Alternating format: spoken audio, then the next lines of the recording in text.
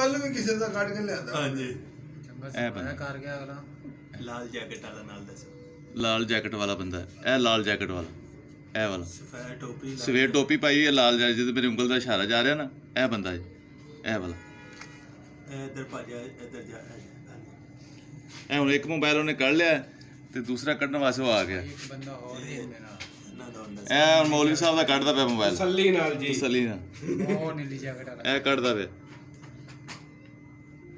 ਇਹ ਕੱਢ ਲਿਆ ਉਹਨੇ।